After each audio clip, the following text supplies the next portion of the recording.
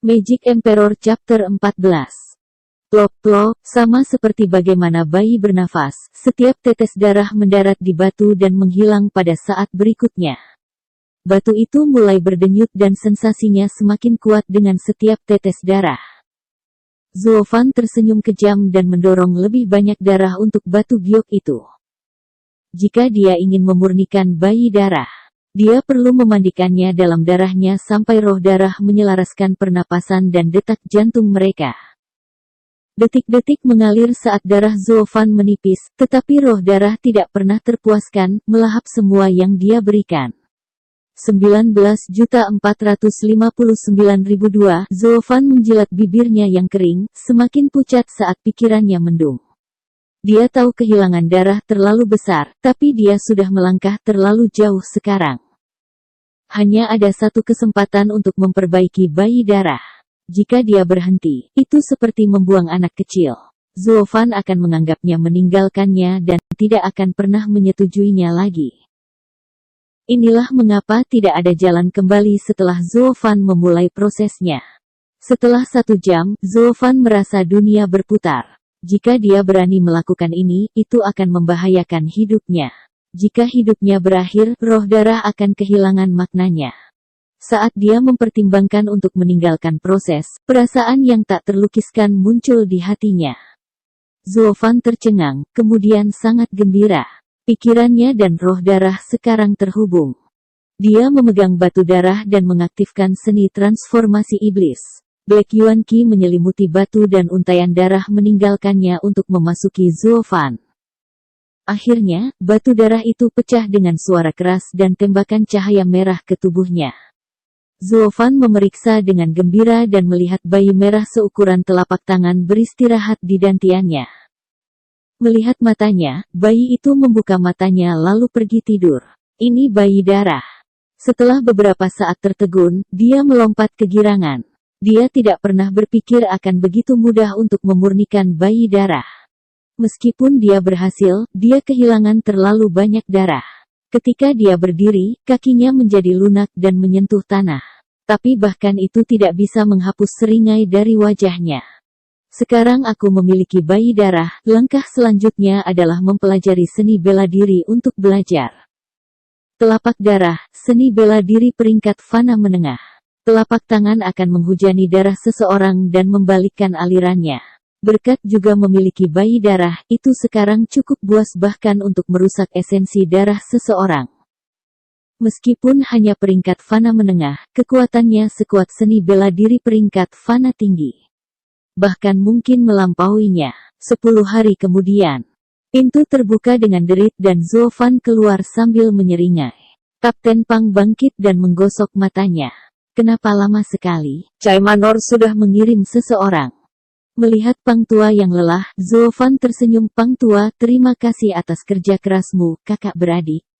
Tapi kita tidak bisa membiarkan nona muda dan tuan muda menunggu terlalu lama. Kamu tidak penasaran apa yang telah aku lakukan selama 10 hari terakhir? Itulah urusanmu. Kau akan memberitahuku kapanpun kau mau. Kapten Pang melambai dengan acuh tak acuh, menarik Zuo Fan dengan tergesa-gesa menuju Cai Manor.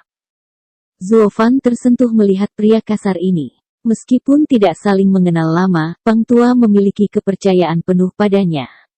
Hal ini tidak pernah terjadi sepanjang hidupnya sebagai Kaisar Iblis. Mereka tiba 1 jam kemudian di depan gerbang megah dengan sebuah tanda bertuliskan huruf emas Cai Manor. Tepat ketika mereka hendak masuk, penjaga menghentikan mereka.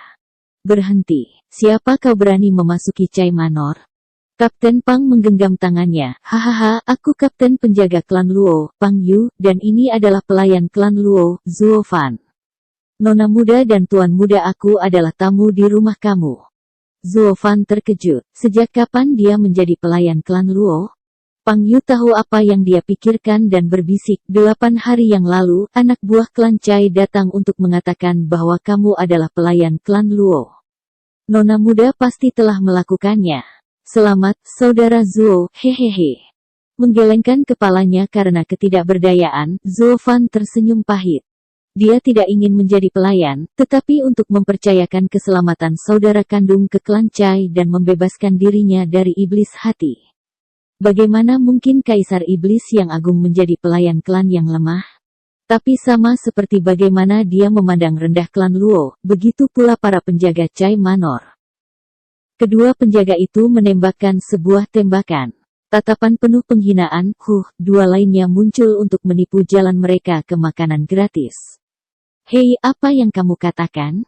Kapten Pang kesal dan ingin membantah, tetapi Zuo Fan menghentikannya. Mereka berjalan masuk. Kapten Pang tidak mengerti, mengapa kamu menghentikanku? Zuo Fan hanya memasang ekspresi muram. Sikap kedua server ini adalah cerminan dari tuan mereka. Tidak ada yang baik akan keluar dari berbicara dengan mereka. Keduanya perlu menemukan Luo Yunchang dan memahami apa yang terjadi. Chai Manor mungkin bukan tempat yang baik untuk menaruh kepercayaannya.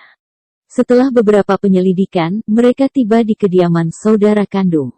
Melihat tempat celaka yang mereka tinggali, bahkan lebih rendah lagi.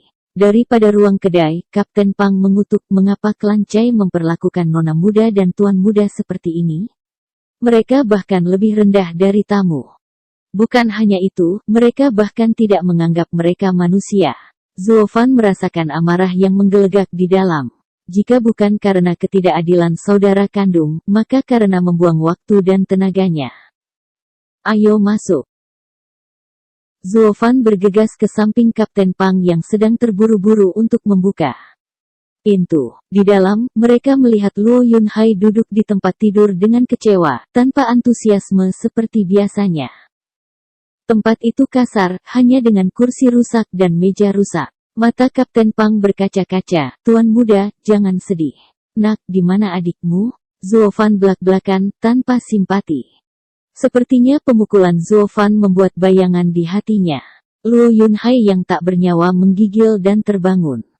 Luo Yunhai tergagap pada Zuo Fan yang mengamuk. Kakak pergi mencarinya, Tuan muda Chai, untuk membantu membangun kembali Cloud Manor. Meminta bantuan dalam situasi ini adalah meminta penghinaan. Ayo kita cari adikmu. Zuo Fan menyeret Luo Yunhai dari tempat tidur, sikapnya lebih buruk dari sebelumnya. Kapten Pang panik ingin menghentikan Zuo Fan dari bersikap kasar kepada tuannya. Tapi suasana hati Zuo Fan tampaknya membuatnya kecewa, dan semua keberanian meninggalkannya. Karena itu, Luo Yunhai gemetar ketakutan saat dia memimpin mereka. Kapten Pang menangkap mereka, berpikir, hanya siapa tuan di sini?